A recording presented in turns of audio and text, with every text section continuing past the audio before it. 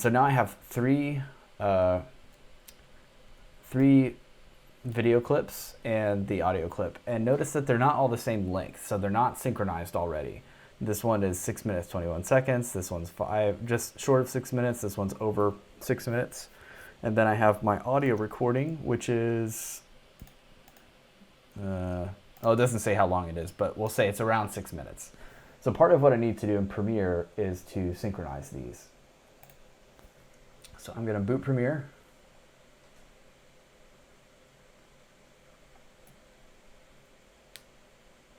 Haven't used Premiere with OBS, so we'll see how they play together.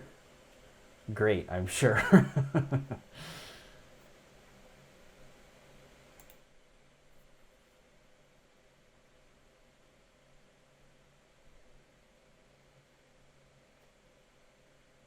Okay, so I had to move my drives around, so it's giving me cache error, but that's okay.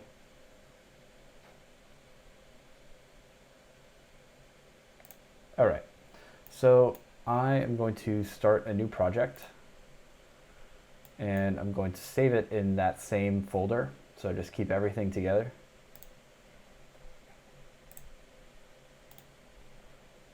Actually, I'll save it in the recital folder, and I'm going to call it 2021, actually 21 senior recital. All these settings can basically stay the same. Yeah, scratch disks, that's fine. So I'm just using my hard drive for everything, including the scratch disk. So if it generates any extra files whenever if I'm doing renders or things like that, it will see any default.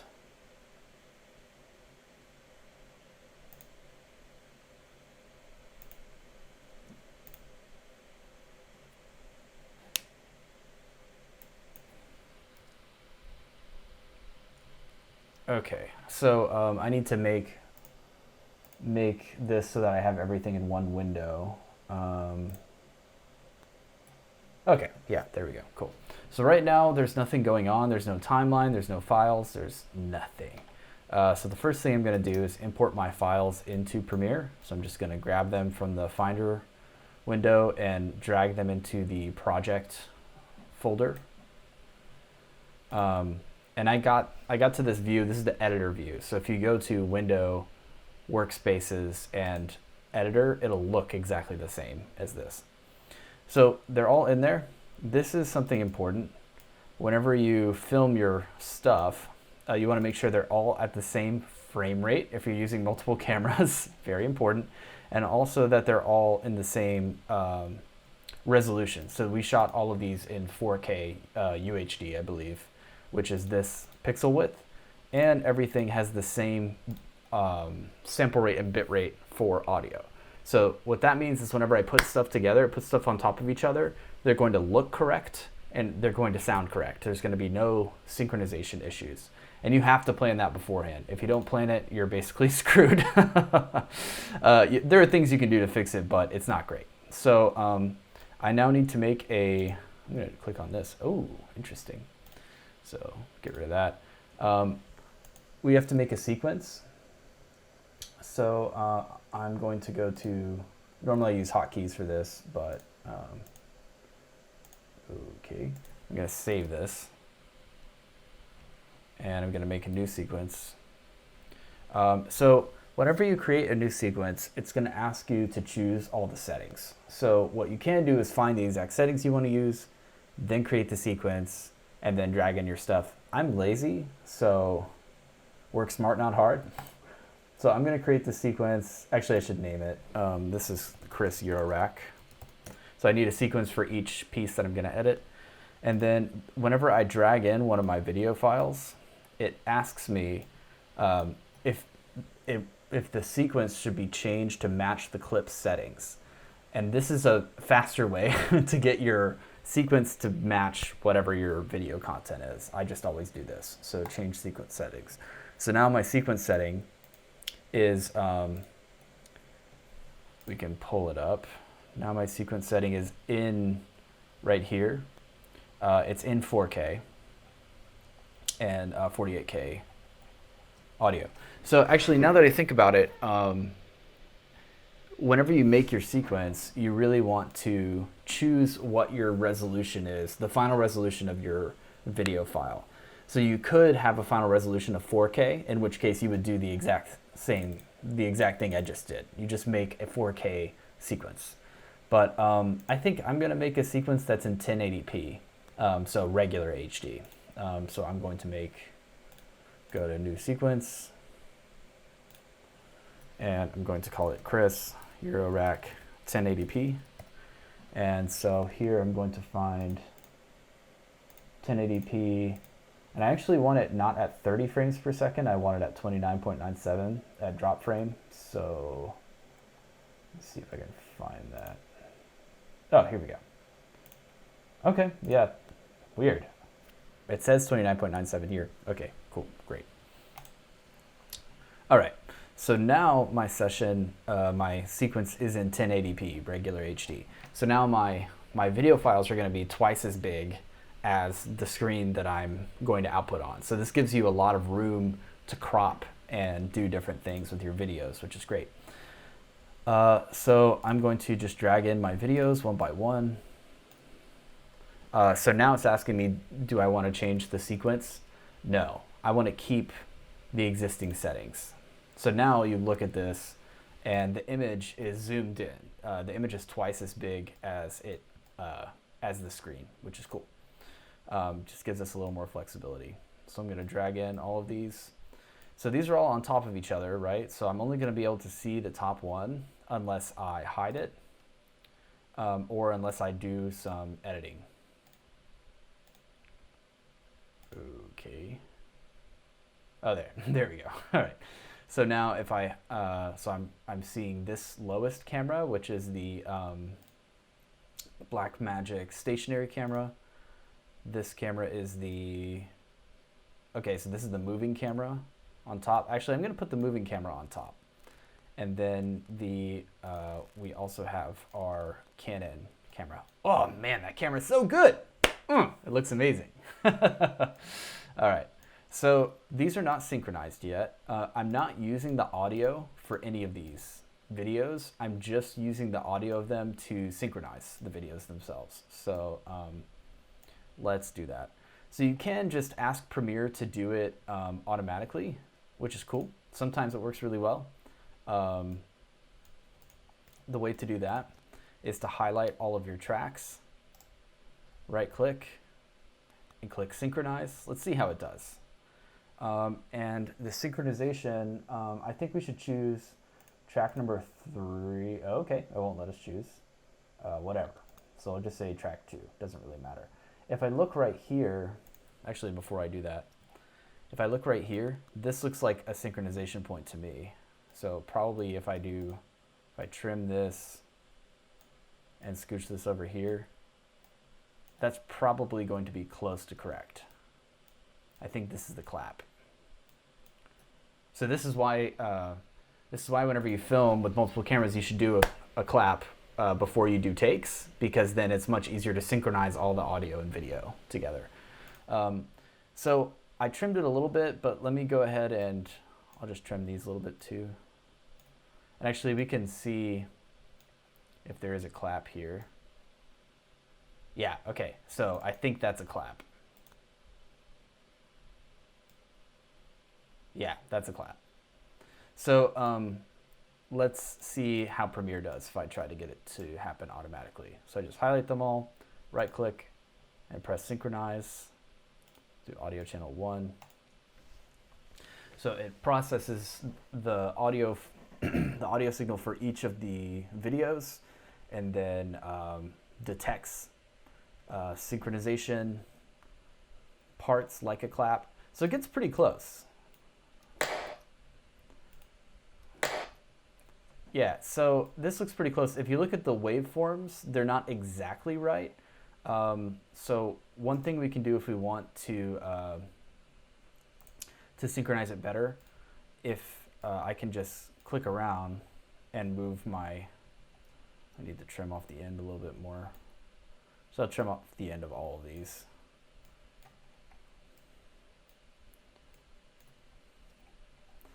And I can just take this one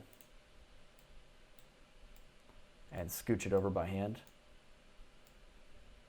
So this is scooting it over by frame. And so one thing you can see, like right here, is I can't get a frame to be exactly correct. Like it's close, but not exactly correct. So to get it a little closer, you can turn on audio time units. And now whenever I drag things around, it will, okay, if I drag this one around, it'll let me move it by sample. So this is way more control. Oh my God.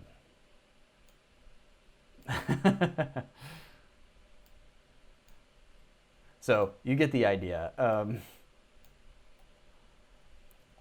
So Premiere got close to synchronizing it correctly, and it just now needs to be fine-tuned.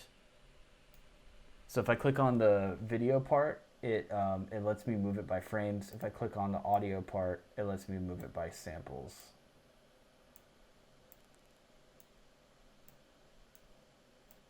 So you don't actually have to do it this way, moving the samples, but it'll be more correct. So let's see how this looks. I think it'll be fine. So now I'm just going to bring in my audio file, which is Chris Eurorack, this audio file over here, drag it in. And now I need to synchronize this with one of the videos.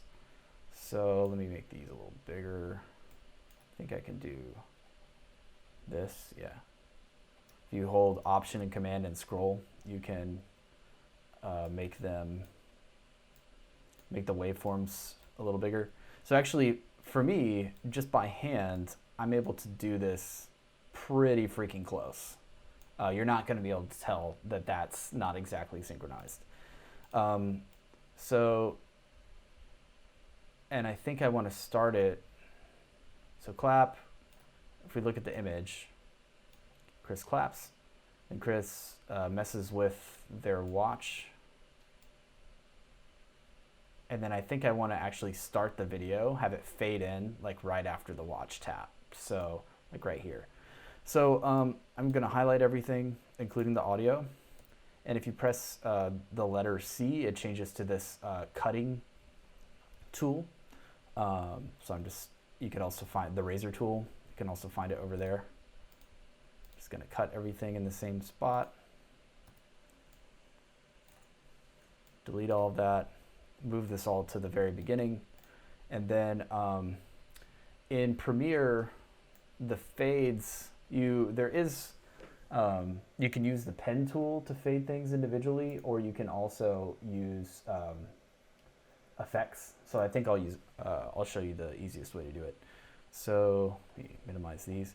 The other thing I need to do, I can just mute all of these audio files, or you can go through and unlink them from the video files and delete them. I'll just mute them. And now let's play a little preview.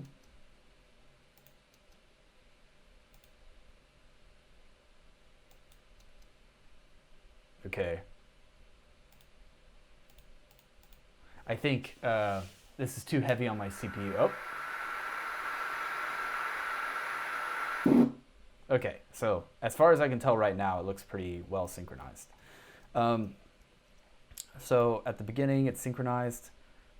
We still haven't done anything to the video yet, and then we get a thumbs up right here. Boom. So we'll fade it out before the thumbs up, so I'm going to do the same thing where I go to the spot that I want, and then I just trim everything. And then, so I have everything synced, I have everything trimmed. The next thing to do is to add a very short fade in on everything. So if I highlight everything, and then I put my mouse over at the left end, it lets me highlight the end of all of it. Then I can just press apply default transitions. This creates a cross dissolve fade on all the video files, and then a constant power fade on all of the audio. So I'm just going to do that on the beginning and on the end, apply default transition. So I'm just right clicking, I'm getting to this editor, and then I'm just right clicking and pressing apply default transition. So now the very beginning will have a fade in with audio and video. Okay, so that's the basic synchronization. I still haven't done any, editing or things like that. So let me do some editing. So first of all of our shots are too big. So if I click on an individual file, up here in the top left window, I have effects controls. So effects controls have all kinds of functionality. You can add in all kinds of audio and video effects and then control them here. So if I go to effects here, video effects, there's all these different categories of things you can do to the videos, filtering. For our purposes, I think we'll probably just do something very simple and just use the motion. So we'll change the scale to be 50%. So now we have the full shot of this camera. So we have 4K being reduced by half to now being 1080p. And I'm just going to do the same thing, changing the scale to 50% for all of our videos. Mirror's moving a little slow. Okay. Oh yeah, this is the Canon. God damn, this camera looks so good. Look at the depth of field and the color. It looks good. So this is gonna be like, I wanna use this camera a lot because I think it just looks amazing. And then for my third one, I'm also going to change that. So this is a much nicer shot, this wider shot.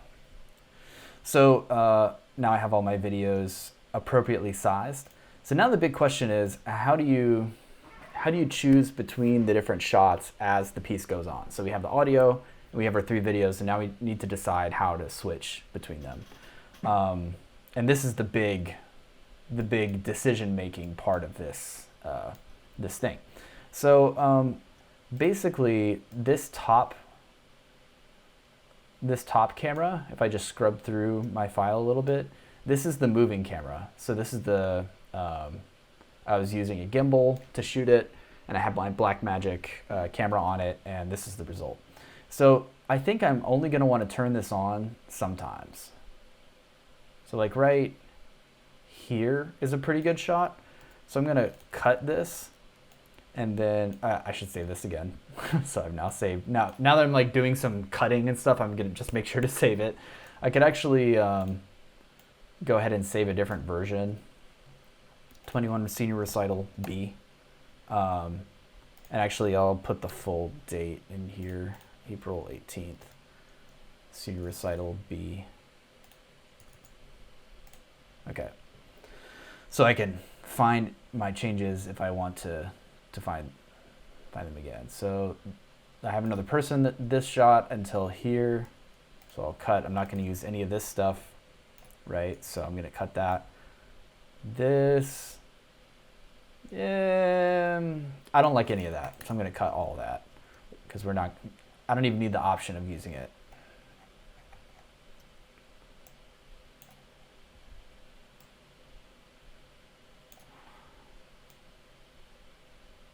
So that's all not too bad. I kind of like all that.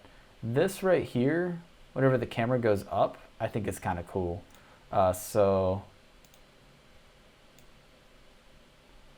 But the transition, just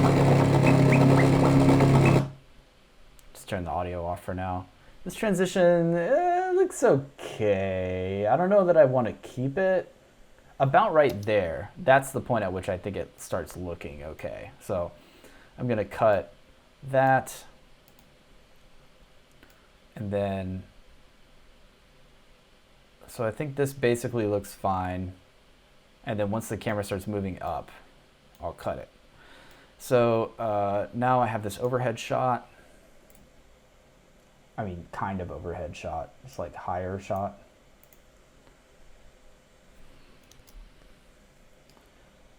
Okay, there it is. And yeah, that's not bad. The camera moves around a little bit in some weird spots, so I definitely want to cut those bits because I definitely don't need to use those. And then, yeah, I don't think I'll use any of that.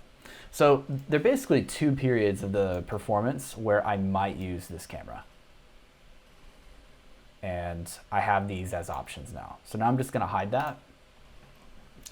And let me do this. Okay, so now I basically need to decide between camera A and camera, so this one, shot A, and this over the synth shot, so shot B. I basically like this shot the best out of any of them. So I think I'm gonna start with this one. So fade in on this one. And so now the only process I need to do is whenever I want to cut away, I can either layer a shot on top, or I can cut this file and it'll transition to the other shot.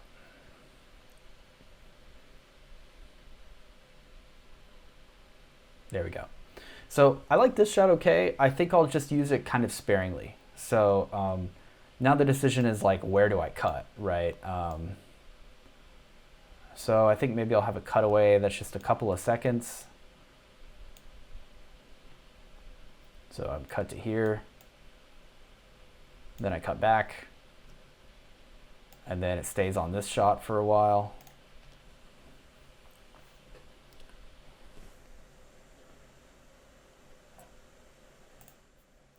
Stays on this shot for a while. Come on, Premiere, you can do it, buddy.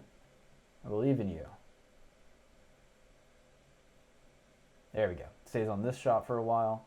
And then once I get the moving camera shot that I actually like, I can cut to the moving camera shot. This is the basic process. You can also add fades onto these. I guess I'll go ahead and do that. Doesn't really matter. Some styles have different transitions or fades. Some just cut straight from one to the other. So I think I'll do a cut back and forth between these two cameras.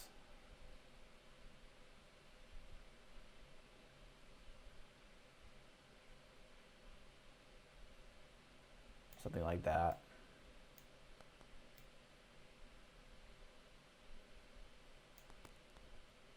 And maybe I'll cut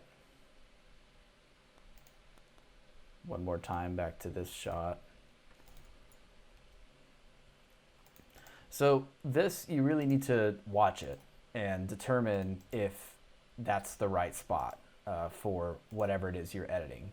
Because these cuts that you're making in the camera view, they're not changing the audio, they're just changing the video in this case. But each of these cuts that we're making is actually, it's an artistic decision. These changes in editing really do change somebody's perception of the piece quite a lot. So you want to do these with intention. You don't just kind of want to do it randomly. I've done enough of this kind of editing that I can tell I'll want to do something like this. I actually have to see it and listen to it to see if it works, right? I think I'll just do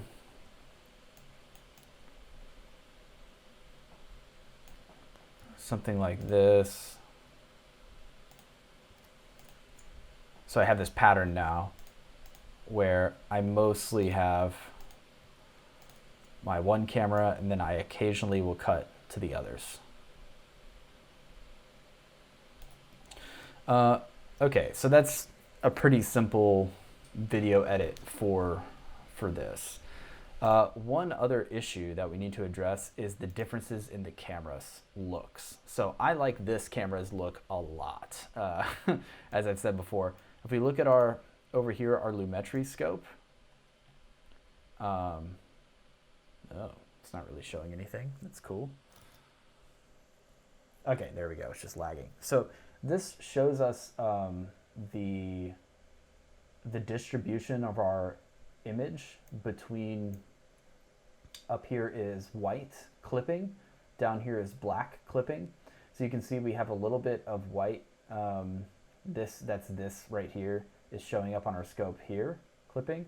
And then all this black, this deep dark black that I think looks so good is down here at the bottom. And then we have a mixture of colors in the image. So if we switch between cameras, so now switch to this, these actually look pretty similar to me in terms of like the black looks pretty similar. So that now we're doing some color correction. this is hard. This is still kind of new for me, and there are people who have an entire job that's just professional color correction, and they will do a much better job than me. So you should listen to them. But just in the very short term, the thing that I think looks so different that needs to be adjusted is this shot right here. So this is my baseline, and I want to make this shot look more like this. So to do this, I'm going to apply some color correction. The best, kind of standard color correction right now is Lumetri color. So I'm going to apply it, apply that control to the one that I want to adjust. As right now, I'm just going to leave these completely the same. So I'm just not even going to mess with those. So right here, there's a couple things I can do to match these. So one thing I can do is the white balance.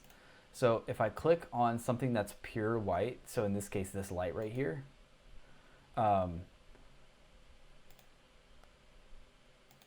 that will shift my entire balance slightly.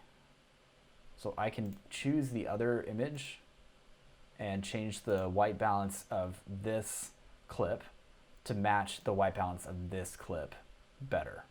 And actually, I think I might use the mask. It's glorious M95 or N95 mask. Okay. Yeah, that looks okay. One thing, the more I look at this shot, the less happy I am with it. I think I might zoom in. Yeah, that looks a little better, and make it more based rather than on Chris's like out of focus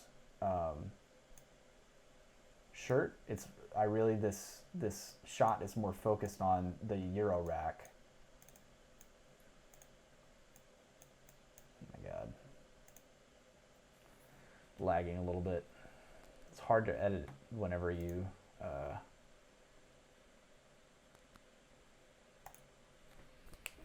whenever things don't respond right away. Okay, there we go. It's a pretty cool overlap of our two shots there. So let me take this shot.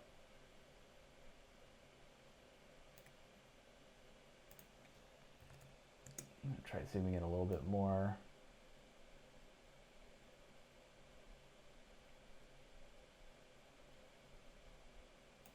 Yeah, okay. So that's a slightly better shot, I think, than the wider shot, because now we get a better view of what's going on here.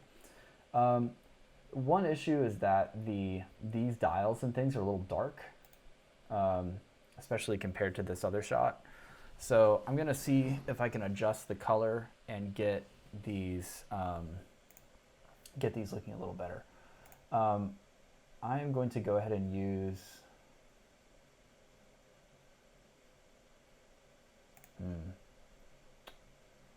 oh yeah, I don't have my lookup table. It's okay. I don't need it. I'll do it this way. So I think if you look here on the Lumetri scope, my color content is just a lot different. First of all, let me try just doing auto correct for the tone and see what it does.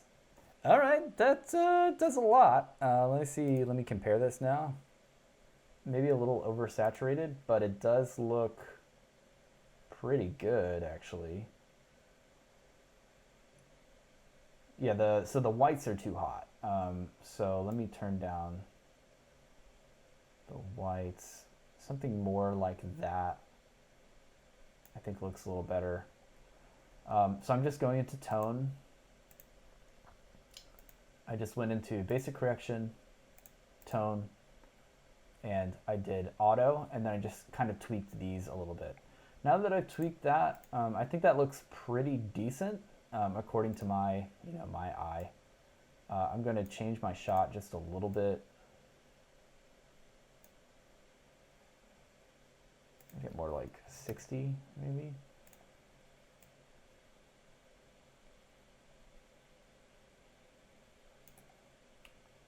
Yeah, maybe more like 70.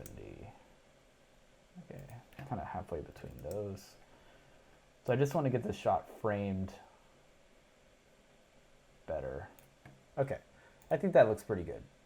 So now we have, if I compare these two shots, they look pretty decently close. And I still like the Canon one better, but this one does give us another view that's kind of interesting. So I need to take this this plugin, this effect that I used, as well as the, well, I don't know about the size and stuff, but let me just take the Lumetri color. I need to click on my other iterations of this camera, and I need to apply that plugin to all of them. So now every time this camera comes on, it has the same color settings on each one. And you can see that I've applied a plugin because right here it has a little effects logo that's displayed. So for right now, I think this is a pretty good demo. I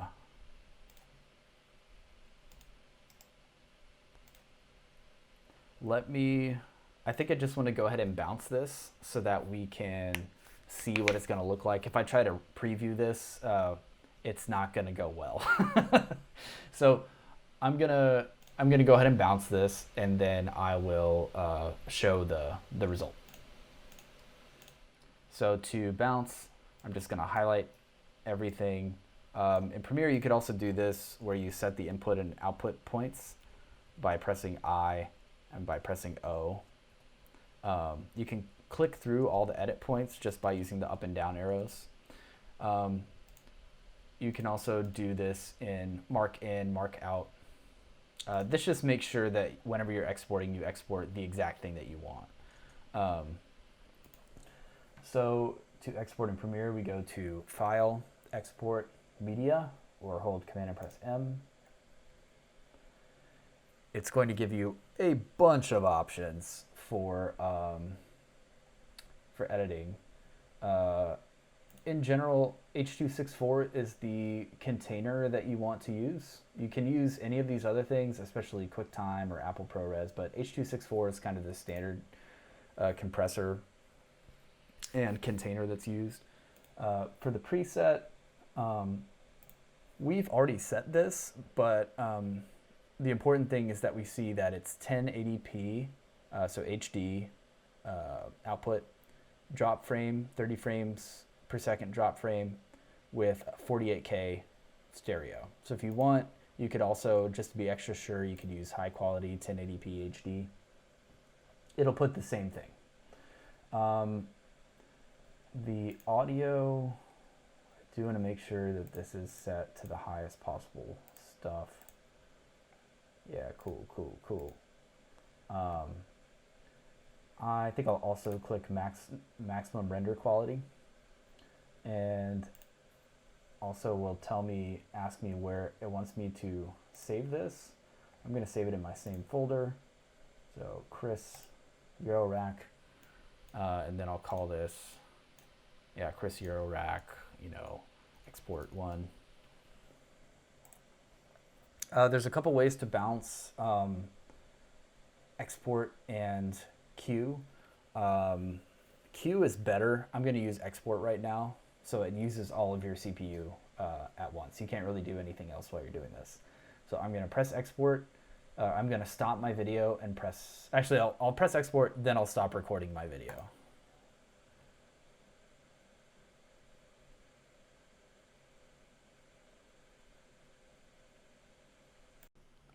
Okay, so my video's done exporting, and let's check it out.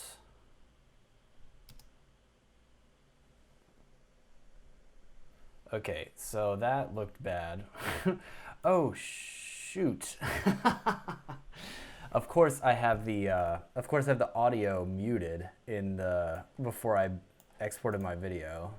Genius that I am. So one thing that you would usually do, by the way, is you would make all these editing decisions just by watching it and then tweaking things on the fly. It's just because I'm using OBS that I'm not doing that. It's just not responding very quickly. So regardless of that, let's take a look at how it looks. Can't really hear how it sounds, but that's okay.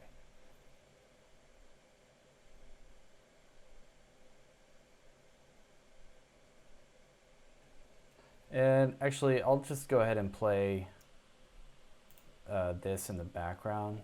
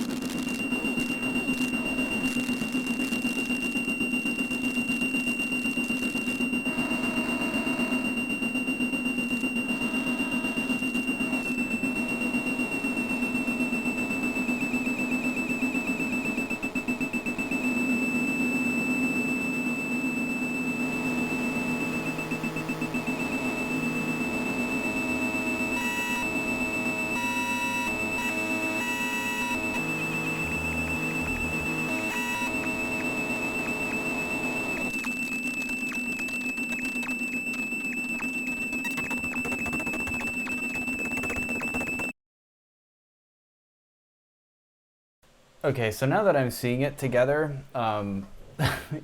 again, you want to make these decisions more on the fly rather than having to do a whole export of it to see it. I kind of want to see multiple views at the same time. So I think instead of doing these cutting back and forth things between these two videos, I'm just going to have them both up all the time. And I'm just going to edit them so I can see them both. So I think I'll do something like this, where I'll have this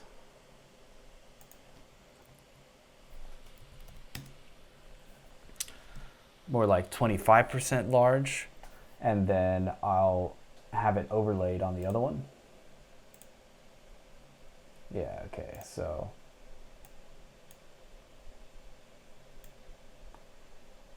something more like that.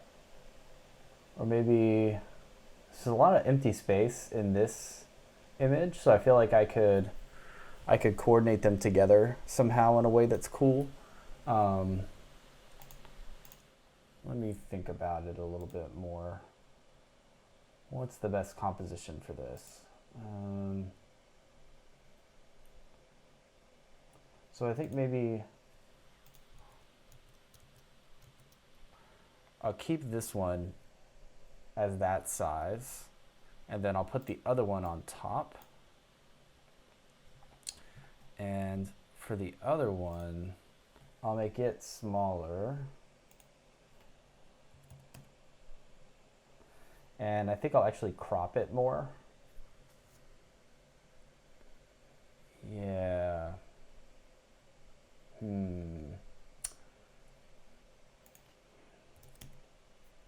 Okay, so I am going to go ahead and use a filter. So I'm going to go to opacity. And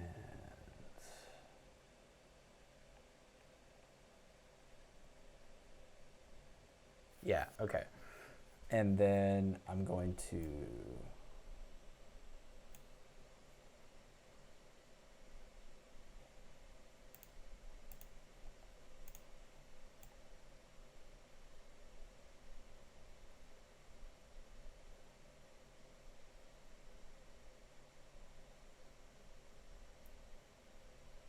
yeah, so something like that. And then let me, instead of light, let me use try using overlay. Let me zoom out on this shot a little bit more.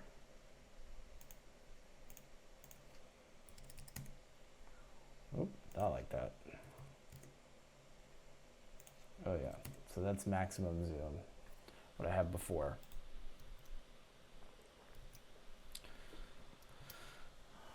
So I could make like a square for this shot. Let me keep playing with my overlay settings to see if anything looks better.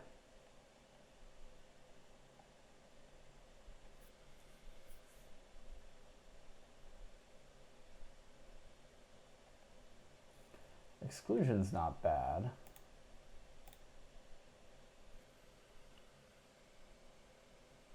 I wonder if I move this over here.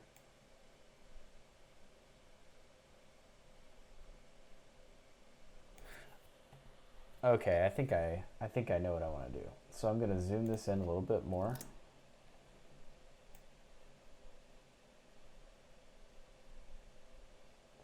And put this shot in the corner, and then I'm going to put a background. So I'm going to insert a new layer, a rectangle that is just black. So it gave me a graphic right here.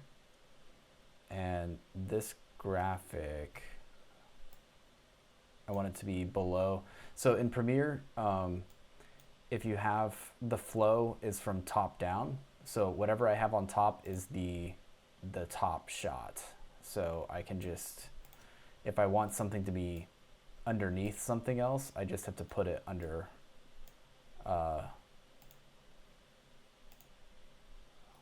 put it underneath it in the timeline. Okay, so here's my graphic. I'm gonna make it the whole time. And then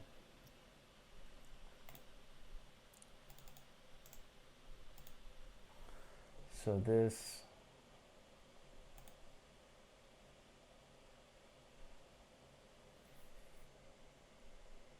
shape I can edit this way. Okay, so there's my shape. And I'm going to just make it black for now. And I'm going to make it bigger. Scooch it over here. Cover up that light also.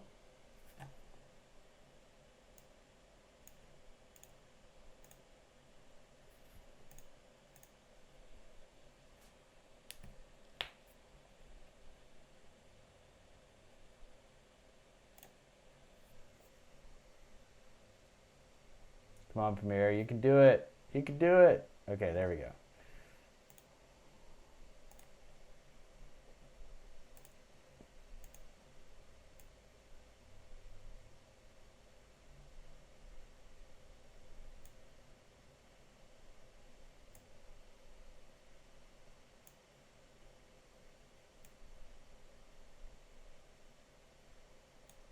Okay, so something like that, and then I'm going to play with the edges a little bit.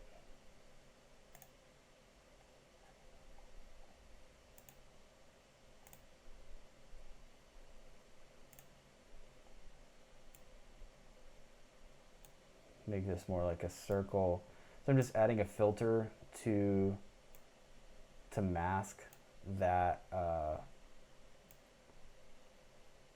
black square that I put in. Yeah, so something like that. And then let me make it a little bit oversized. And then let me turn on some feathering. That looks a little cheesy. And then let me expand it a little bit more. That's too much. Something like that. I want it to cover up that light a little bit better.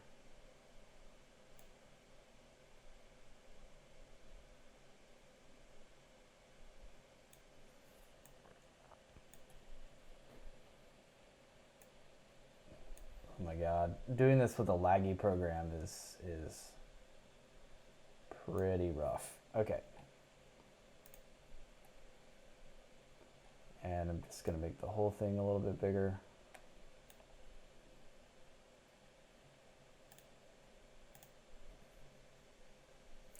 Yeah, okay, so it's a little better. It's still, this is still not, great. I kind of want to keep massaging this until I find something that I think looks really, really good. It's not quite there yet. I feel like I could make this Chris a little bit smaller.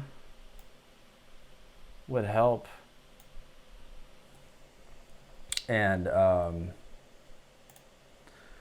then fine tune my my graphic and the way that it's overlaying.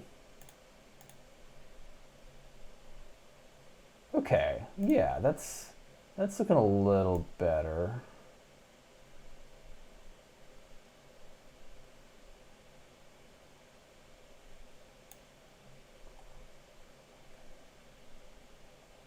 Let's see if I can get something that I like right now.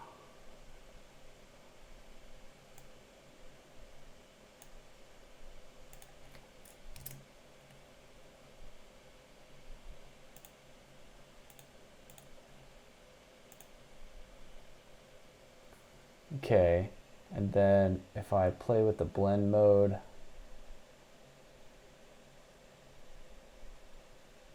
that's kind of cool. Multiply. I kind of like that. So now, now whenever I get my image, let me try playing it.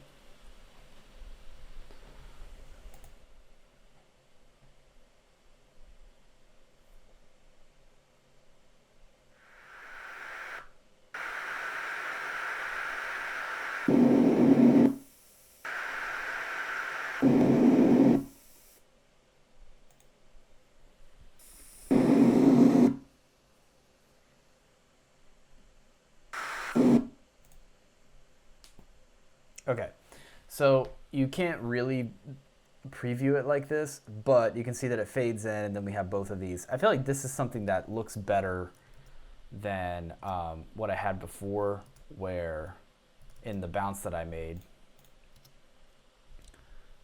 Because in the bounce,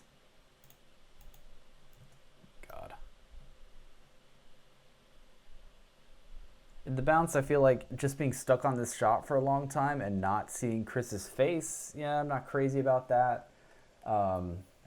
This is a cool shot, but I feel like it's a little too tight. So I like having both of them on the screen at the same time. And then I think that could work because then, that fade looks good. I think it could work because then the cutaway that happens,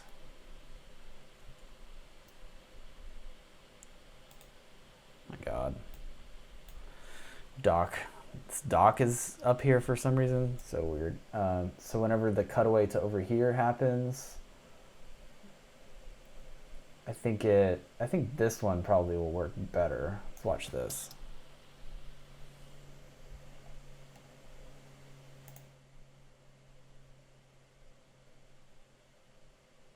Yeah, so I think this shot looks okay. It could be a little smoother, but it's not bad. I think it would cut back a little bit sooner. Yeah, that needs a fade. But so you can see the basic process of this, and I think it would be cooler to have this kind of overlay and just leave it, although it still needs to be tweaked a little bit more. The last thing that I want to show you how to do really quickly is a graphic adding text. So, so I have this fade in, and I have my audio, and I think the last thing to do is to add a title. So I went to graphics, new layer, and text. You can also hold Command and press T, and it gives me a new layer right here. Displays it on the screen. Good Lord. So it's my computer's a little too slow right now to really do the editing properly, but basically you can resize it, you can change your font, you can change the color of it, all kinds of things. You can mask it. If you double click on the text itself, you can type stuff in here.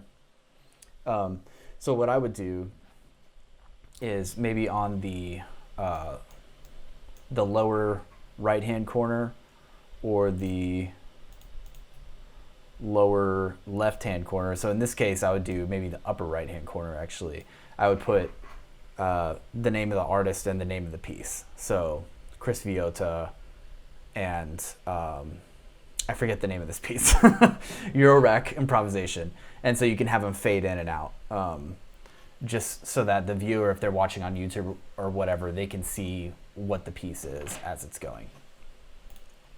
So I didn't finish a video, but I think I showed basically everything that I want to show about how to make one. The only other thing I haven't addressed is that whenever you make a Premiere session, it creates the Premiere project files, and then it also creates autosaves, audio and video inside of this folder.